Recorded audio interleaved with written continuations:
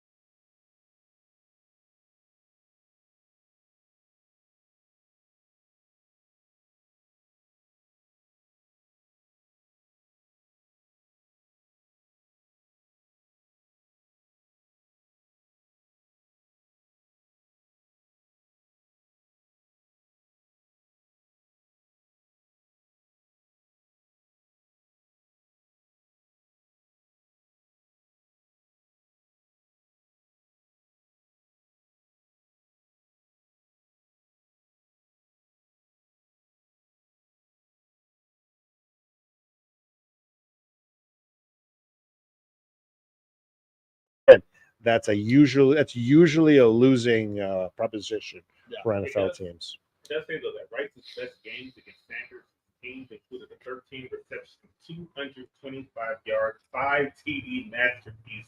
He put that on Dion.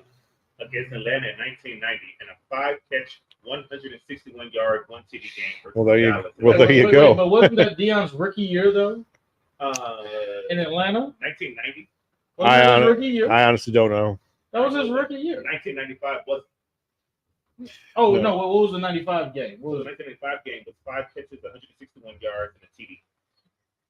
Okay, then maybe Cheetah can put them numbers on his ass. Well, Then again, maybe Dion can be exposed. Shit, I don't know. Wait, who was Dion with in '95? That was San Francisco, right?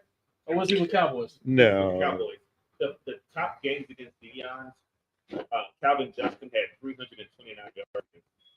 Calvin Johnson against who? No, he didn't. What? How? I'm looking at it right here. How did Calvin Johnson? I don't. have I 300 don't even. yards Yeah, on I don't Dion? even. That It says C. Johnson. it must be Calvin Johnson, but Against Dion, they didn't play in the same What era. receiver did the best? Yes, against they did. Deion Sanders? Calvin Johnson? No, that can't be. Who is that? they did. They Calvin Johnson did not play with Dion. their careers Oh. their careers crossed. No, they didn't. 2013. Detroit versus whoever he was playing against. Yeah. The best game against When did Deion Dion Sanders. retire? When did Deion Sanders retire? There's no way that their careers passed, especially when Dion was playing in 1990. There's no way they're. Oh, Cowboys. So, Mr. Producer, when did Deion Sanders retire? Please, somebody. What the fact that you're sitting here saying Calvin Johnson played against Deion Sanders? Bullshit. Bullshit. He retired. 97, Yeah, 98? go ahead. Try again. Try to fucking test I'm me. just reading what the internet says. Well, the internet's wrong. Thank you, sweetheart, so much. We're gonna get fucked up over here because they're speaking dumb shit. Oh, my Lord. He left in 2006, but that couldn't have been him, right? I know what Deion Sanders 2006? that's even long. Holy, he played to 06. I promise you, Megatron playing 2006. No, Megatron was drafted in 07. 08 maybe. Well, this game was in 2013. Yeah. There's no way. What? No. Y'all speaking ridiculous shit. Y'all y'all sound fucking ridiculous. Oh, this is. Oh, okay. They didn't do. Oh, 05 he played. He was in Baltimore. And, So 07 to 15 was Megatron's career. and Deion's last year was 05 in Baltimore. Oh, then I stand corrected. Yeah, I was like, when y'all say he did his best game again, no, there's no fucking way. There's no way. Well, The math's not even mathing. the math's not. The math's not mathing. The fuck? A quarterback gets drafted in 1990 and you're saying he's still playing in 2013 Yeah, there's no against way. the best receiver? Shut up. Shut the Yeah. fuck up right now. What? We're gonna cut that out. Oh, no, you leave that shit in there because I need y'all to understand the ridiculous y'all trying to sell me. What the fucking snake oil salesman over here? What are y'all talking? Anyway, as you were. Calvin Johnson had a short career. That was the big thing. Him, Barry, they both retired early, and actually Calvin has interviewed about this. The losing seasons wore on him. Yeah. They did. Like he came out and admitted it. The losing seasons wore on him. Yeah. He couldn't take it anymore. And it was what's up, Hassan? I'm sorry.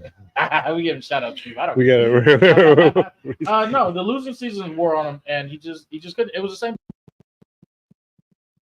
Barry just couldn't take like losing season after Yeah. losing season. That's why it's always funny, like when these people have these arguments about like the greatest running back or anything like that. It's like context matters. Yeah, Context matters. what would he have done behind the Dallas Cowboys? That's always the '90s? age-old argument. It's like, look, if you switch Emmett and Barry's What career would teams, have happened? What would have happened? bro, Barry doesn't retire because he's not being beat up, and I guarantee he puts Winning up- Super Bowls every year. Yep. Putting up the numbers. Like Emmett just has the benefit of running behind one of the greatest offensive Let- lines. Let's take anything away All from time. Emmett. He No, is because you a still great have running to back. run. Yeah, you still have to You still do the have to job. do it. But Yeah. at the end of the day, Walter has a better career than him if behind that line. Barry has a better career. Marshall Faulk. Like, there's a lot of people that I think are more talented than Emmitt Smith. I'll give you every day and twice on Sunday. Barry Sanders O.J. Simpson. is all of it. okay, another one. But Everybody's scared to say that name. Walter Payton. O.J. Simpson was Yeah. one of the biggest running backs of all time. I don't care what y'all say. Look, uh, he's dead now, so whatever. but going back to Calvin Johnson, he was a great wide receiver in an era where running backs rooms reigned supreme, right? And of course, now we kind of live in this new world where, 1, 2, 3, 4, 5, half of the first round is going to be a wide receiver, and the other half's going to be a running back, right? And you sit there and ask, from a fantasy perspective, what do you do, right? I mean, Yeah. look, you should always take best player available, right? And depending on who that first pick is going to be, it just determines who your second and third pick are going to be, right? I mean, You think- seriously though, are they not going to take Christian McCaffrey? Like, can we just take him off the board now? I feel like that's number one every single time. Well, Wait, either him or it's Pat Mahomes. I feel like those are Nobody's taking Pat Mahomes. bullshit. Patrick, right now, First round. no one's taking Pat Mahomes. Right. In a quarterback league, a two Okay, quarterback league. yes, a 2 quarterback league, but we're talking about a 1. We're Okay, talking about fine. standard. In fact, the first quarterback off the board, all right, is Josh Allen. In what world? He has no receivers. Look, I completely agree with you. I he has think no receivers. it is absolute. I look at the top 24 ADP picks, right? And there's a few that completely stand out on me, right? I need to We make talked a about motion on this. Josh Allen, right? Currently averaged the 22nd pick of the draft, which is at the bottom of the second round. Now, I don't know. So many interceptions. Why would he Well- be QB1? There's so many.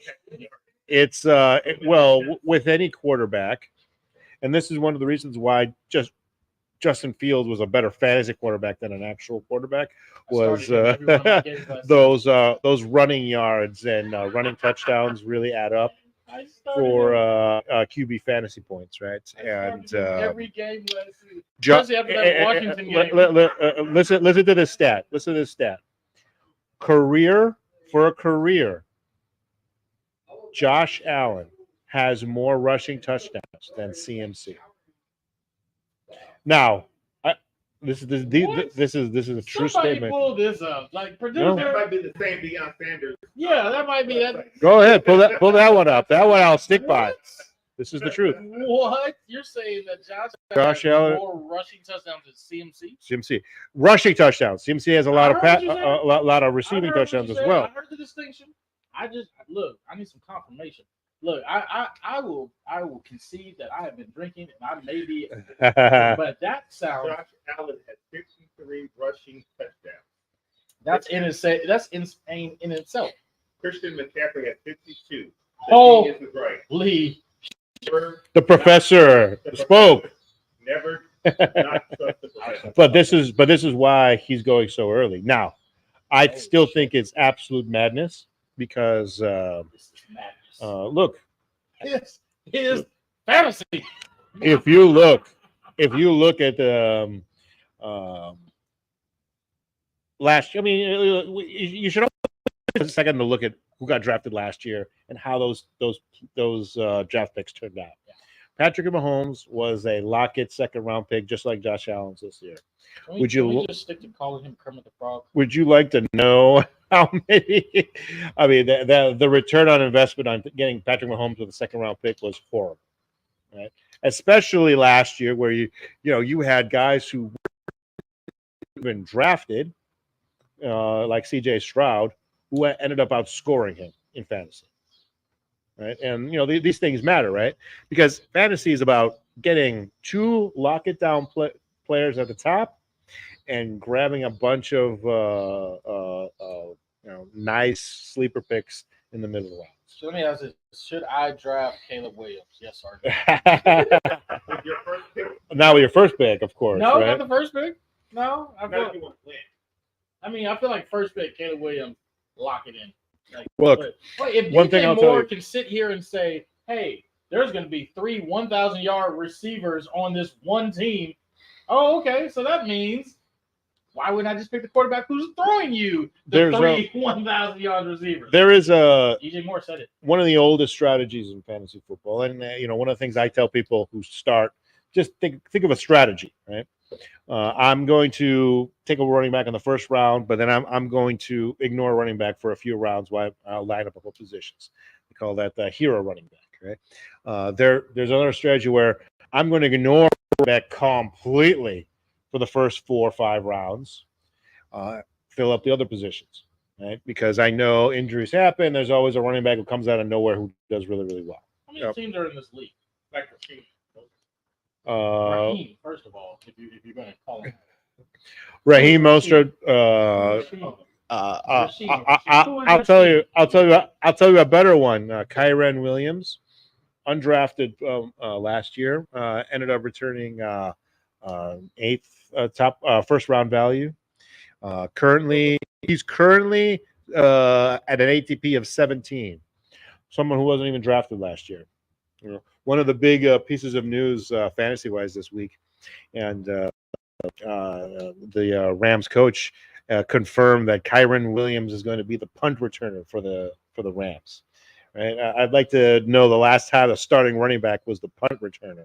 Right? Tariq Cohen. It's was he the starting running back? You can call him that. He was. He was a backup running back. Well, so who was the starter that year? Those years. David Montgomery. No. Tariq Cohen was already gone by the time we got David. Now, if you want to say Jordan Howard is the maybe, before, but again, they had such split. Tariq was pretty much the starter. I don't know. That maybe I'm gonna have to believe the professor again. So tell me, Raheem, if he's my first pick, if I'm pick number 7, Raheem, are you looking at me crazy? Yes, absolutely. Why would you do that? Because he had the most rushing touchdowns last year. So a couple points.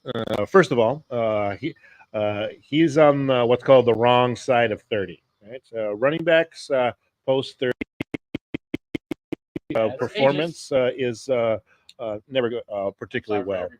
Now, if including everybody on this fucking staff, running back.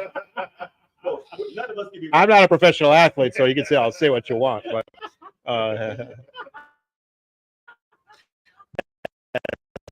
He scored a lot of touchdowns. However, if you look at his performance in the second half of last year, and you kind of drill down to how those rushing touchdowns came about, the projection is just not going to be there. The previous year, not 2023, 2022, who was the number one scorer in fantasy in terms of touchdowns? The previous year. 2022? Yes. 2022, it was. It was Jamal Williams of Detroit. Had 14 to. Yes. And would you like to check where he ended up last year as a backup for New Orleans? So what I'm saying is, be wary of players on the wrong side of 30. Be wary of players that are what they call touchdown dependents, right? I'm going to draft Frank Gore. That's what's going to happen. Is he still playing?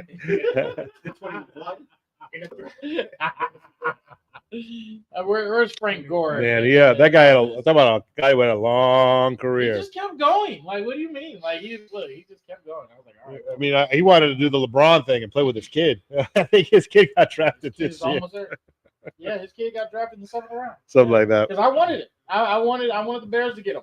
I was like, you know what? Might as well. Let's forget this kid, Ian Wheeler. Like, let's just go ahead. Well, don't you me? No, that man didn't have a shot in hell to make the. Especially when they moved Velus Jones to running back, I was like, oh, that kid fucked. Ian Willing had a chance. Not even. No. No. So wait.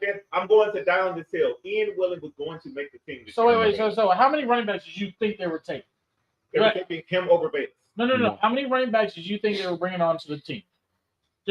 Okay, so 4. So they're keeping Roshan, DeAndre Swift they're keeping, and then Khalil Herbert they're keeping. So you one think more spot. You think with all the talent that Bayless has that they just won't let go for some reason, because everybody's been screaming to get rid of Bayless, but they keep finding a reason to keep him. And so once they moved him to running back, it was over for that fourth spot. It was over for that fourth spot. And this happens. This happens to a lot of players. I saw Winston preseason. I was like, oh, they're trying him at running back. Oh, then there's your there's your fourth. And you know what's interesting is it actually was a really strong year this year for running backs who were drafted. Yeah. You know, and specifically running backs that were drafted in on teams that have a clear number one, who have had injury issues in the past, right? Now we talked a little bit about Kieran. I mean, I'll tell you right now, Fantasy World's freaking out about the decision to put him at punt return team. Like that's unprecedented in the last 15 years in professional football. That your clear-cut number one running back is going to be returning punts, right? So the next question is Blake Corum, who had a great preseason. Is he going to be getting more touches than people think, right? These names that he's talking about. You have no idea? No, that was just me. I was thinking, like, is he making up names? Trying to test him? No, because I would have failed, but I'm going to cheat off his test. Because the fact that he was like 2 years ago, you know who this motherfucker was, you know what he did, and you know what he did the next year. All right, so I'm cheating off. This is one of those situations where I'm just going to cheat off your test. If you give me the wrong answers, I can still sleep at night. But I'm going to cheat off the cheat off to give them with the lab coat. Yeah. Yes, this is what we're doing. I am the jester of the class, and yes, every name he because gave, I said, I have no idea. Like, we have to Google everybody that he's talking about. Y'all realize so since we were talking about Miami, Devin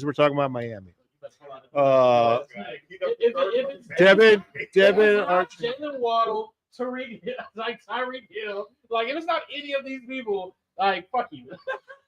So the player who had the largest yards per carry last year is Devon Achane, the new starter of Miami. It wasn't even Raheem Mostert. There's running back. It wasn't even. Who the fuck is Why that? does he know this? Who the fuck is that? I'm cheating off his test. I'm just gonna when we do this draft. I'm like, hey, let's do a live draft. We're gonna do this. And I'm just gonna sit by him. I'm just gonna look at his notes. I'm not gonna cheat. This is bullshit. Only because he knows I have to let him finish. Please continue your thoughts, sir. Sure, no problem. So, anyways, if you're going to be taking Miami running back, please make it Achane, right? The actual starter of Miami. What university did he come from? Oh gosh, that's a good question. I think it was Miami. Oh, I'm sorry. Let me throw that out. We threw a wrench. I threw a wrench. I cannot recall his university. What I do know about him was he had the largest yards per carry average last year, right? And ironically, Miami decided to draft a guy by the name Jalen Wright, who is a very, very popular sleeper pick later rounds, right? So I want to give a shout out to whoever's watching this, whoever's going to see this, and if this is going to be edited, I want to let my producer know. Make this the promo. I need help.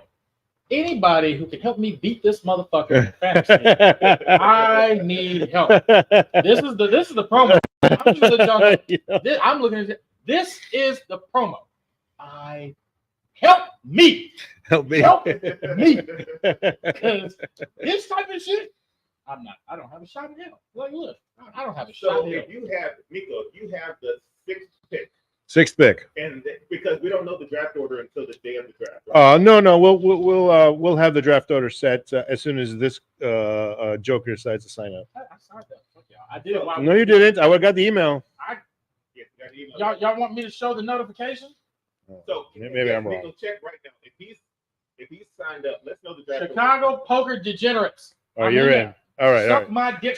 Tonight we'll know. Tonight we'll know. So if you have the sixth pick, and it's how many people in the We're probably going to be rolling a 14-team league this year. 14-team league. You have the 7th pick. 7th pick. Who are you going with, Nico? Well, at the end of the day, it matters who goes 1 through 6, right? I mean, the average 7th pick of the draft right now is Jamar Chase. I don't know if I would take him 7th, only because we have he's the one wild card in terms of contractual consternation with his current organization. Wouldn't that make him more? Like, never mind. I'm sorry. Let me stop. I mean, it depends on the way you look at it. If he plays, perhaps he'll have one of these dynamo seasons to kind of prove his worth going into free agency. You got the real slim fucking Joe over there. That's like. I mean, Joe Burrow is one of the top 5 QBs in the league, and obviously they had that connection from LSU. So there's a reason why he's a top-notch pick. Personally, if it does go chalk, I would probably take Amon St. Brown from Detroit. Again, Amon St. Brown. I was like, I'm about to get him. I was like, I'm about to get him. I'm about to get him. So here's my request. Sure. Here's my request. For this draft, can you please put me before Eli? Because I can't do that. Care what place I am in this draft. I promise I'm taking Caleb. Well, here's the thing. Care. No. Play straight. And what I will tell you is, Know, like, what type of snake you take Caleb Williams in the first round, you're going to finish last overall. I guarantee you. But again, by the time you pick that second pick, you're not going to be able to recoup enough value to get over making a mistake like that. I mean, right now, Caleb Williams is going around the 8th or 9th round, right? One of the things I encourage people who haven't played or don't play proficiently, study your ADPs, right? Your average draft position. You kind of get an idea of around where certain players are. If you really like a player, give them 1 round bump up. If you really hate a player, take them 1 round down. Right? You could use your own methodology on why I like this one, why I don't like that one. I gave you mine with Jamar Chase. The difference between 7th and 8th is usually minuscule. Same thing with 8th and 9th and whatnot. Help me. Yeah. Help me. All right. Well, look here. Let me help you. Can I help you a little? Yes. Here, I'll give you. Actually, I don't know if I can trust you. No. I'm being okay, straight honest. Straight honest. All right. My 3 favorite deep sleepers in the draft. Right. All wide receivers. Yep. Joshua Palmer. All right. Wide receiver. That's for the LA Chargers. Yeah. Yes. If you look at his first of all, Keenan Allen was replaced with the Georgia wide receiver who only caught 40 passes last year. So he's not a true number 1 wide receiver in of himself. And Joshua Palmer, whose ADP is 131, we put him around the 10th or 11th round. He has fantasy football averages around 12 to 13 every time Keenan Allen was hurt over the last 2 years. Right, so definitely one of my favorite sleepers. Another guy, and a lot of people here in Dallas will smirk a little bit on this. Rashid Rice of Kansas City, kind of a forgotten man because didn't he have the car accident? He was drag racing right here on 75. That's what I thought. I was like, didn't he almost kill people? But the suspension doesn't look like it's going to be coming in this year. Probably going to be something we'll see in 2025. And after week 10, he was the wide receiver 1 for Kansas City. Right? For Because somebody, that bum ass motherfucker couldn't catch the ball. What's his name? Kadarius Toney. Kadarius Toney could not catch could not catch the ball. I was like, so I draft. The crazy thing is, I drafted Kadarius, not high. It was I think I drafted Kadarius Toney like in like round 15, and I was like, all right, yeah, he's gonna be my sleeper. Nothing. That boy. He was has pretty awful. cement for hands. Like he is terrible. He is terrible. Rashid Rice going 72 average draft position. That's about 6th round. But again, someone's going to be catching passes from the best quarterback in the NFL. And Xavier Woods. Well, you know, I know him. Speed is not necessarily a wide receiver skill. And remember, Hollywood Brown. Hollywood Brown got hurt, right? So there is definitely an opening for targets. Well, look, both can feast. Why not? Right? I mean, we're talking about Patrick Mahomes. I'm listening. Look, yeah, Rashid Rice. You said what was it? What's in the Jordan Palmer? Joshua Palmer. Joshua Palmer, not Jordan. And then Jordan Palmer is somebody else. Isn't that a celebrity? Who's Jordan Palmer? I have no idea. And then Khalil Shakir, wide receiver from Buffalo. Right? I mean, producer, do you hear this shit?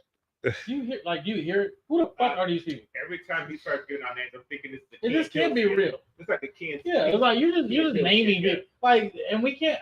I feel like as a producer, you should be able to fact check and be able to like do something. He's giving Ken Pill names, though. He's giving them real fast. It says, go ahead. What's his name again? Out of Buffalo? Khalil Shakir. Khalil Shakir. Correct. Scored a touchdown in the playoff game, and of course, they just traded away their wide receiver one last year. So we knew about that bomb. Well, you know, one of the secret sauces about finding sleepers in fantasy is where are new targets going to become available, right? You know, so which team has a good quarterback and actually lost a wide receiver? We have pretty good quarterback. Well, you know, I mean, Keenan Allen finished wide receiver 11 last year, and I promise you, he's not going to get anywhere near that this year. Pull these numbers out, and like I don't even want to like question it. Like I just don't. But I feel like I want to question it, but I shouldn't. This is like one of those situations where you're on like the river and be like, hey, they just did like an all-in bluff bet, and it's like, I don't want to trust you, but I feel like I can't go anywhere. Like I'm gonna have to throw this away. But yeah, no, you're not. No, I'm just gonna get away from it because he is a dangerous motherfucker. Fuck him. Like, you know what? Look, I'll say again. Help me. This is a problem. Like, I am in trouble. This is like, if anybody who's been watching this and hear this, I promise you, please, producer, make this the promo. Help me. I need this because I'm about to be screwed in the motherfucker. Like, look, I will give you a portion of the profit. I am paying, like, because this is about to be a struggle. So I mean, what podcast it's gonna be Wednesday night, 7 p.m. Central Standard. Day before the start of the season, we will be live. We'll try to get a couple other people from the league to join us on Skype or whatever device we have. Did you say Skype? Do people use still Skype? Whatever we're using. I said whatever we're using. I don't know. Did he say Skype? Wait a minute. Hold on. Look, the professor, he's doing like no. Hey, did you pick your favorites up there on the top on MySpace? He says Skype. Nobody uses Skype. It's okay. It's all right. Look, hey, we still love you, Nico. Thank you. I appreciate that. I'm drinking, so I don't care. Look. All right, I'm gonna cut that one, and then when we start the next. Really good. All right. We're gonna go to the last. Did we hit all the segments so far? I think so. Well, I mean, we need to like talk a little bit. Are we talking poker? Are we going poker? It's up to you. I mean, I can talk. Look, I've been drinking. I can talk. I can keep talking. What do you want to do? Whatever you want. All right, I'm fine with it. If you're rocking with it, I'm rocking with I did my fantasy. I did some good fantasy football stuff. No, hell yeah. I thought that was some good content, right? Like that was some good content. No, that was some good content.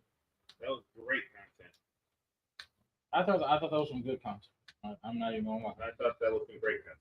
All right. So yeah, no, right. we can do it. We had 45 minutes of it. That's all I think we had. No, I think we had enough. Okay. Yeah. This bitch showing off her ass. Sorry. What are you looking at, man? Facebook. You have been distracted today. Wait. So here's the thing. Don't put me out because the last time we was talking about that there was this. I'm pretty sure I'm being recorded, but it's because I got caught last time. So there was this little girl walking by. I was like, damn, she got the fattest ass. And then I replayed the video that we had, and that was in there. And I was like, this bitch, And I'm pretty sure he's putting all of this now in there. In the world. This is terrible. This is absolutely terrible. Anyways, what were we going? We're talking about poker. We're talking about poker. Well, no, you were telling me a story. So hold on. So apparently, I didn't see this. I didn't see any of this. And so you're telling me that obviously some motherfucker had the balls to literally after every hand at the final table go to the rail and analyze every hand that was happening so that he can construct an appropriate strategy. Yeah. Against, tell me about.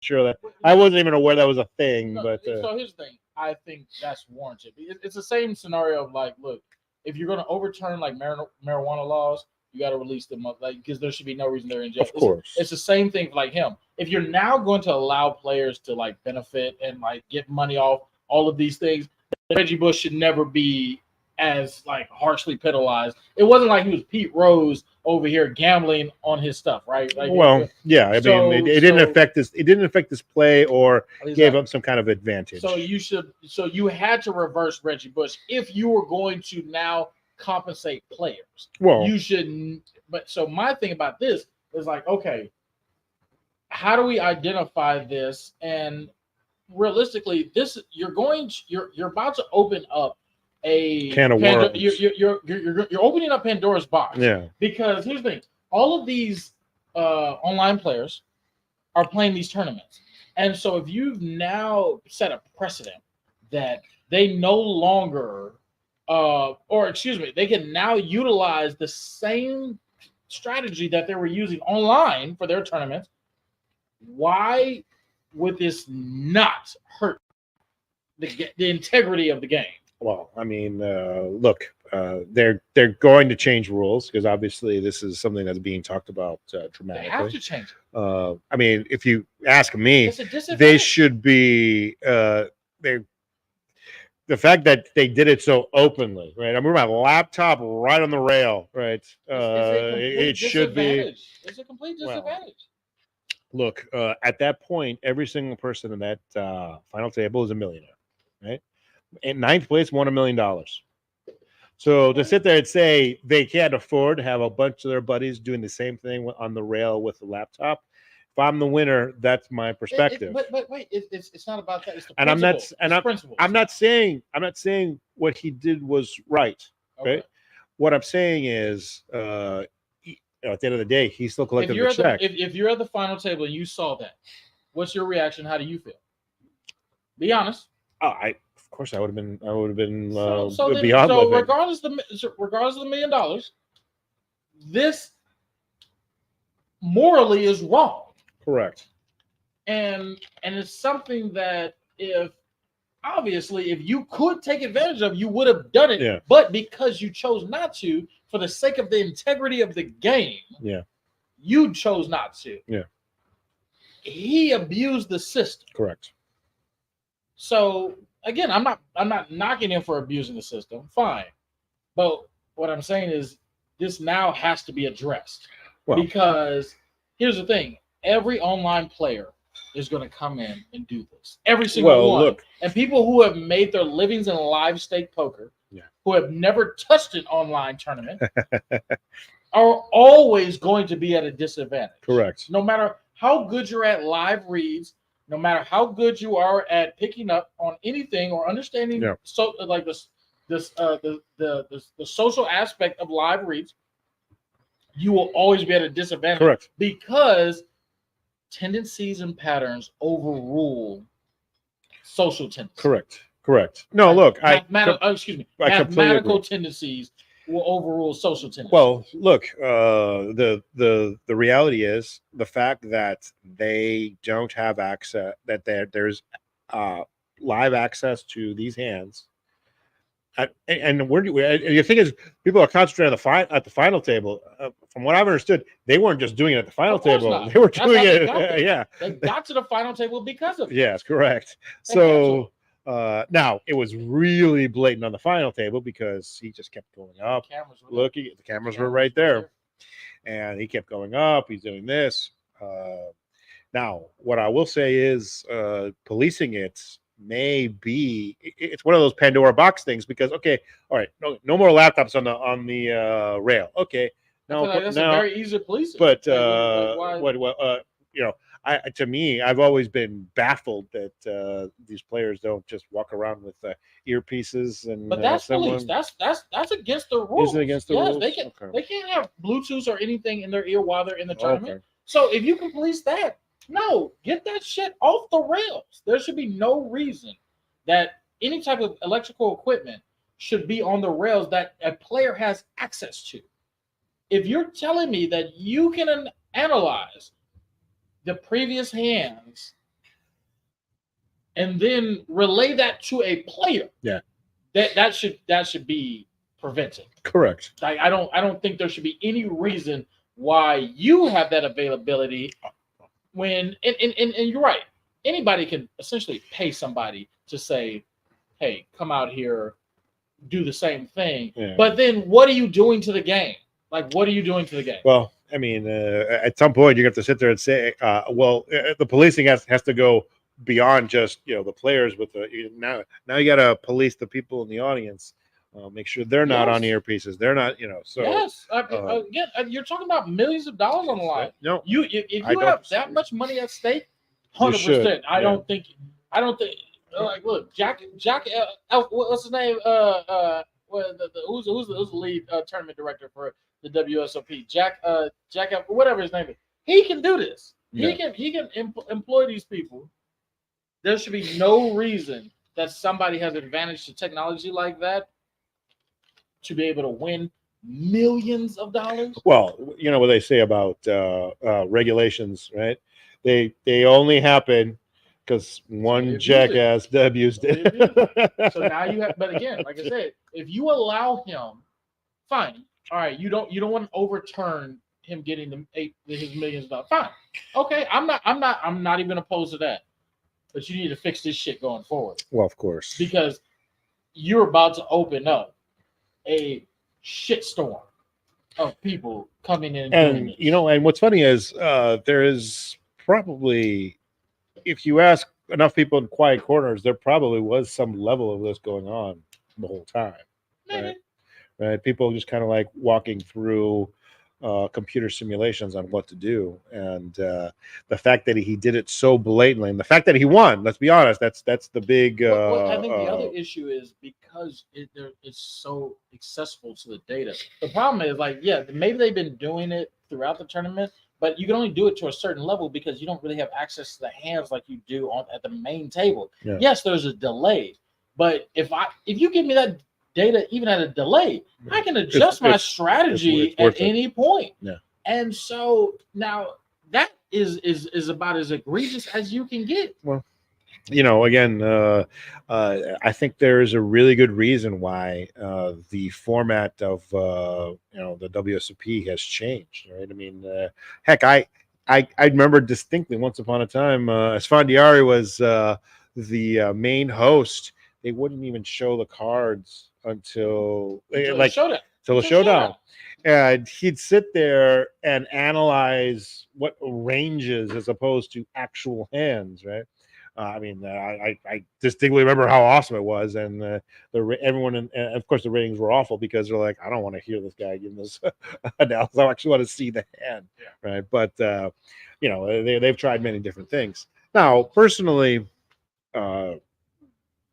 look, what you say is correct. Millions of dollars are at stake.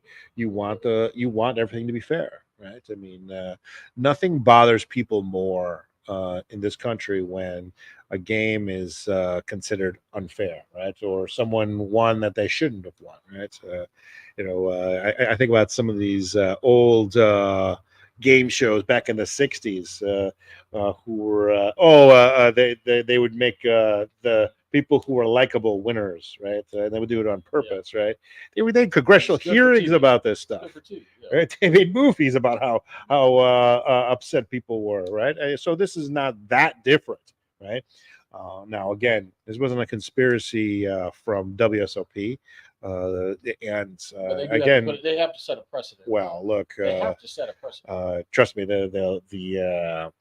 the vitriol that's come their direction for not at least trying to police it during the tournament has been loud and clear, right? And you know, and at the end of the day, you want things to change. The squeaky starts squeaking, right? Squeaky wheel always gets the grease. So I'm sure next year they'll crack down on a lot of this to try to limit as much as possible the utilization of any kind of technology, AI, or other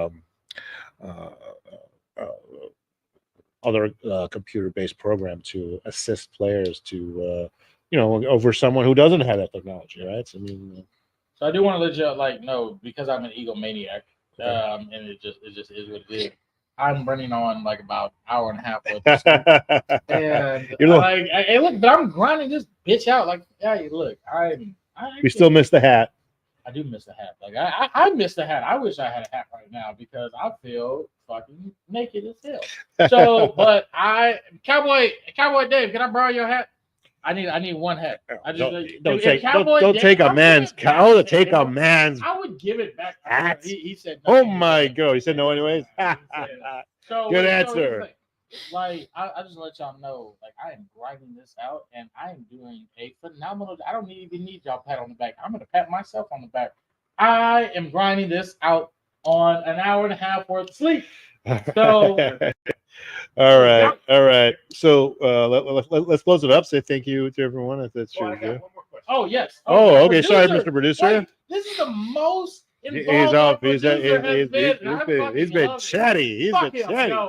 Hey, welcome. He's been drinking, and that's the beautiful thing. Bring your ass in here. What's up? I've got a friend.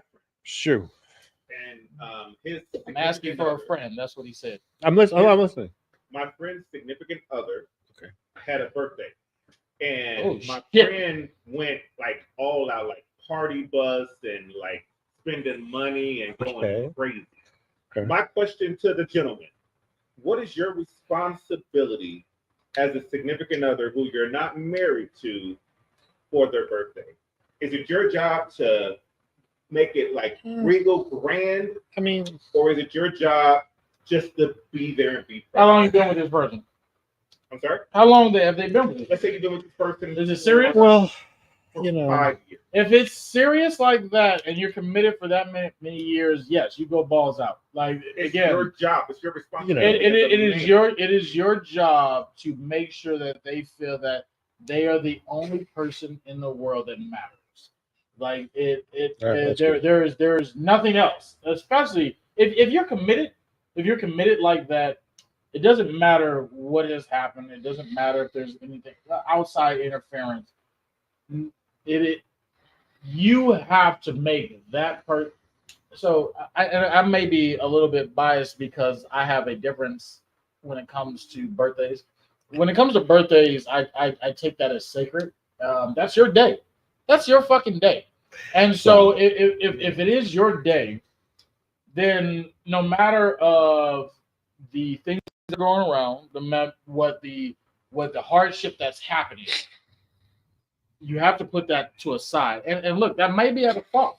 Yeah. But it is a principle that I've stood on. And any people that know me, if you tell me your birthday and I remember it, the key thing is you have to let me. You have to like remind me because I do a lot of drinking. Like so, but I promise you, if you remind me, that day will be your priority. Yeah. And if there's any like opportunity for drama, I will put things in place to block that out because that should never be an impact to your day, like ever.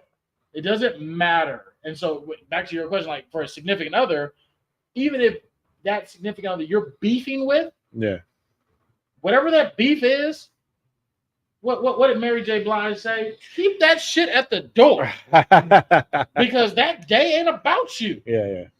It ain't about you. Now, look, if after that day you want to handle it, okay. And look, resolve it then. The one thing I'll add is, and it's something that I've, observed over the last few years.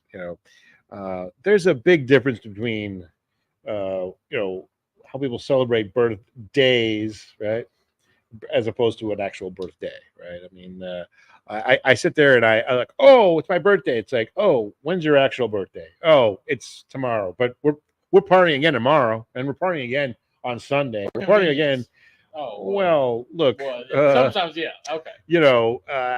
I do think that sometimes we, especially as adults, like we should, be mindful of. Are we really celebrating a day? Are we celebrating a whole weekend or a whole month? Right. So I mean, let's be a bit more. There is some self-absorption with it. There absolutely. I will never disagree with that. Like, I think some people have taken account. Like I hear the birthday months and shit. Jesus Christ! I'm thinking like, hold on, motherfucker, you don't get a birthday month. You barely get a birthday week. Like, so I'll be nice to you for the week. Okay, cool. But at the end of the day, no, the day is all that matters in my mind. The day is all that matters in my head. Once the day passes, okay, we're done here. We're done here. That's again. You're correct. That's my take, right? Yeah. I don't disagree with you. Now, okay, yes, if you're like celebrating on Wednesday, but you guys want to do something on a Saturday, that's a little different. Because nobody wants to fucking party on their birthday during the middle of the fucking week. Of course. But let's.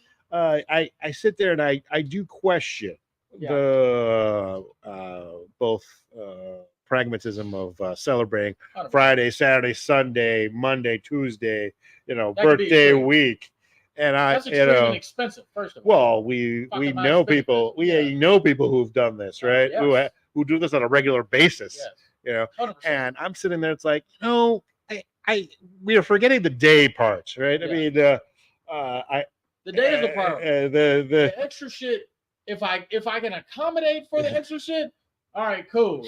But if I can't, go fuck yourself. Like, I'm just gonna be honest. Go fuck it. Like, I mean, just look. I love you. If you called me a friend, I love you to death. I promise you. But if it's not the day, and we already celebrated the day, move the fuck on. Well, look, and I know some of this stuff is different between guys and girls, crucify but me for the shit because I couldn't do. Because look, a fucking honestly, weekend of a party. When my birthday rolls around, if someone just texts me, I'm happy to plan, right? I mean, because I'm not a 19-year-old girl, but So you know what's funny, and again, and this is not to take away from anybody that participated with me. They came out with it. It's not, but I'm just saying. Like, so when I did my birthday weekend, yes, I paid that motherfucking tab. And so but look, I'm not gonna take away from the people that helped and like they were there and they supported me. This is not to take away from them. I promise you that. I promise you that. But just let you know that bill was a lot more than what the fuck. Like, I just let y'all know that bill was a lot more than what the fuck I asked for. Again, it's not about cost per se, right? It's I'm gonna pay for the experience. Well, look. And it's about me being. If people want to, a little bit. People want to celebrate an entire weekend. Okay, I'm not going to sit there and say you're a bad person per se, but what I will say is, but don't put that responsibility on others though. Like if you here's the thing: if you want to do a birthday weekend, cool. Just know that you probably need to eat that shit, and that's where I was at. I was like, look, okay, my Airbnb, that shit was $1,600. Like, come on, hold on, wait, just hey, look, I'm asking for just a little bit of help. I completely understand. Just a little bit of help. I completely understand that, right? But but again, exactly. Plus party favor, plus alcohol, all that shit. Like, just don't make me spend a $3,000 fucking weekend just by my goddamn self. I understand. Shit, for my birthday? Shit. Anyway, all I was saying was that I just don't know if it's my responsibility as your partner. As a partner, absolutely. I think it is. No, I really think if you committed to this person, I do think it's your responsibility because they shouldn't be responsible for their own thing. They shouldn't be responsible for their own happiness. If you committed to each other. And no, in special occasions, no, I don't think that they are y'all reciprocating the happiness? I mean, that's a good. By the way, I mean I know it's a different question, but I sit there and I think. Well, you have your principles, right? Well, look, here's why I don't want to say it's a principle, but I do go, and I don't want to go. Your cost analogy too much, but when we sit there and we think about, I get a whole week and we're doing something every day, blah blah blah, and then your other significant other comes around to your birthday and do you get a card? Do you get anything? Well, right? but that was what my statement was. Like, all right, so if you're going to extend it out for like a week or a weekend, okay, what did I say?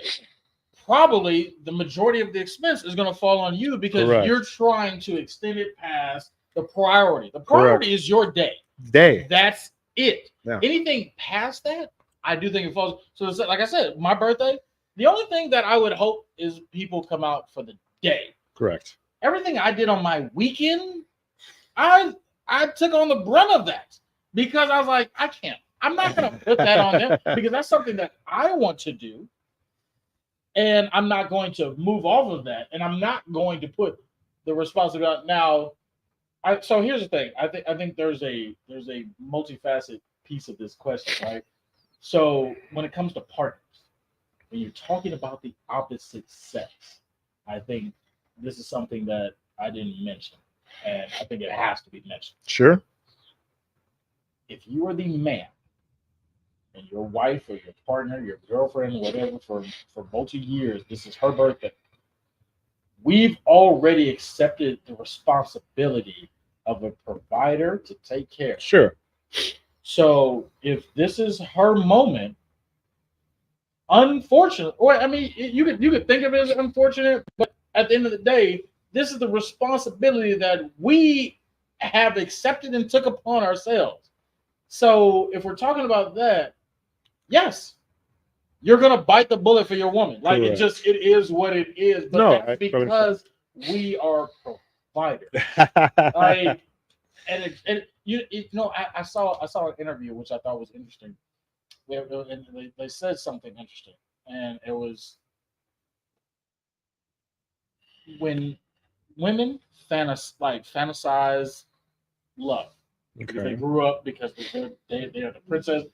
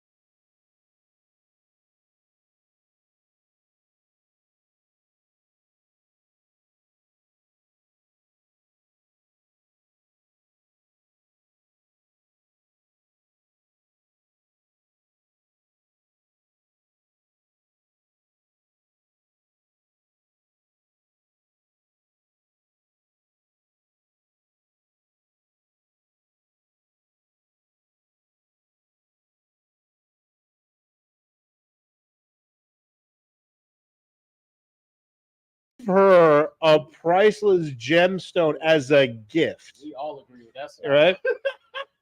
And she repaid him by another man. by boinking a broke, homeless man in the stew. Who ultimately died at the end. You didn't even you didn't even try to repent or even try to fix it with him. You saw him walking on the other boat and you ignored him. Yeah. It's like you didn't even try to fix the scenario. Yeah. No, you're the villain, chick. I'm sorry, you're the fucking villain because and yet she's owed a good birthday. Well, here's no. Here's the thing. Here's the thing to understand. Here's the big philosophical question. To this day, it's still considered one of the best love stories of all time. No. You know what the best love story is? It's fucking Notebook, and you know what the Notebook is about? And a fucking affair. Yeah. How is this what we're in the United States and how we view society, bro? The consensus greatest love story in cinema history right now is the Notebook. And when you actually dissect this story, hold on. She was engaged in was building a life with this other man, and then your little crush came back into the scene, and then you're like, oh, now I'm confused. Hold on, bitch. No, you made your choice. What do you mean? Why is this confusion? And then wait, everybody's happy because she chose the fucking crush at the end. That's the greatest love story of you're talking about, bro. If I was her fiance, I'd be looking at her like, are you kidding me, bitch? Like, who are you? Are you? Wait, that is nowhere near. Let me. Can I throw one more at Please. you? Can we throw one more? Keep throwing, bro. I got all day with this shit, bro. One of the fuck? Along the same themes about misunderstood villains or villains who are not properly identified. Mm-hmm. What are your opinion on Jenny from Forrest Gump? She is the worst person of God's grace. Hold on. Oh my.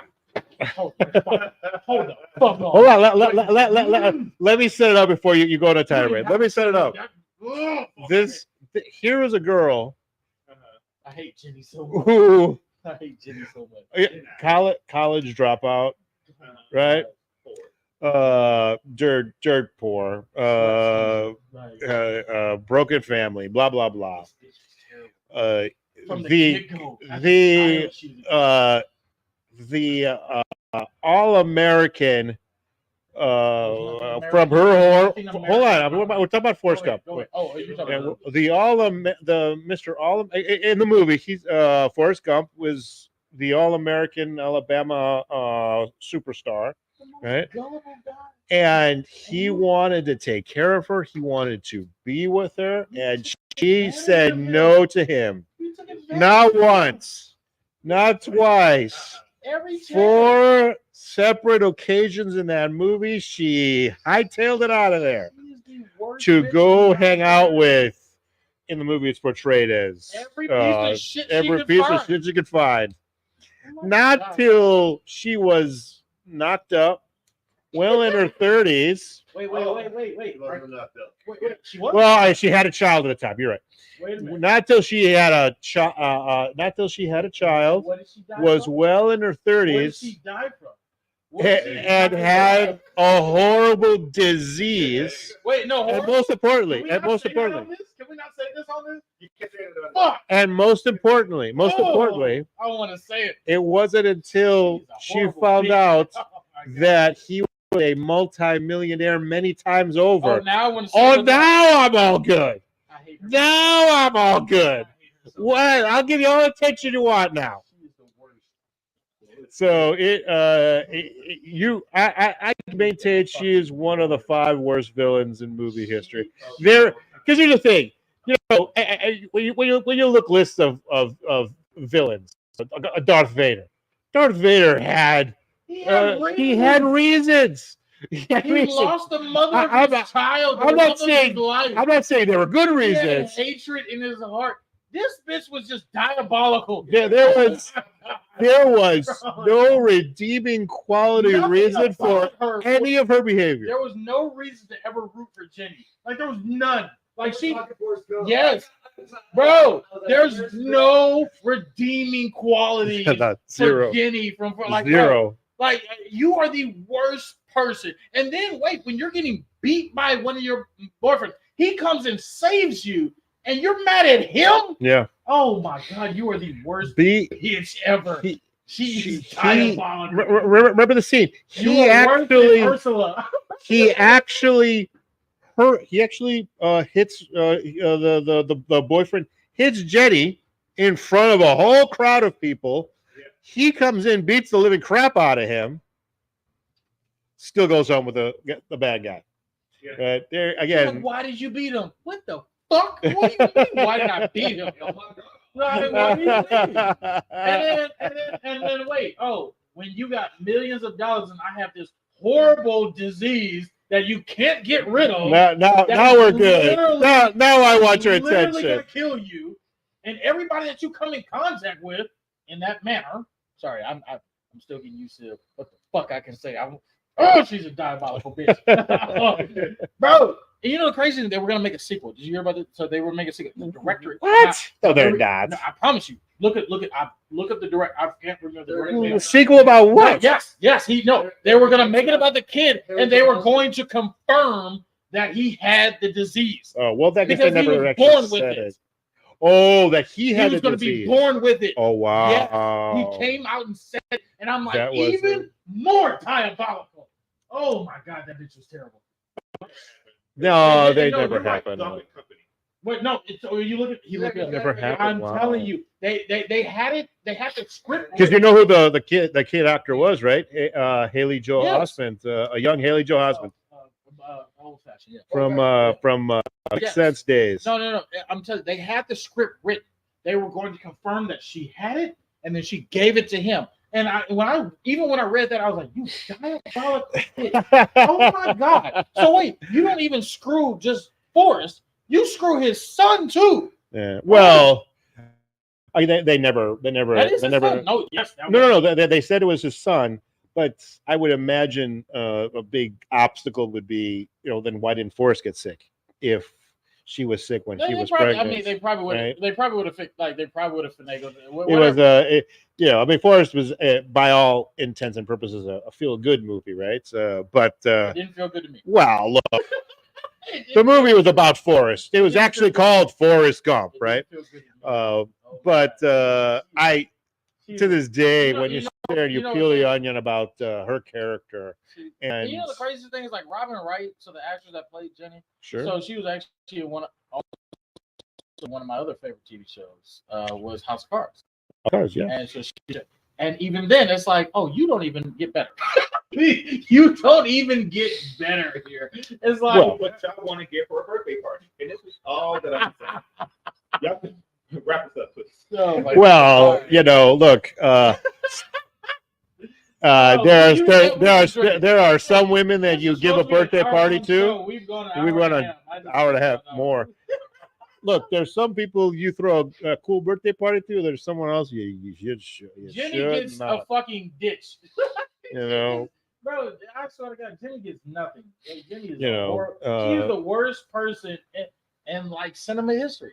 She's the worst. Oh well, I don't know about cinema history, but she barring any Nazi leader, yeah, she's the worst. I don't know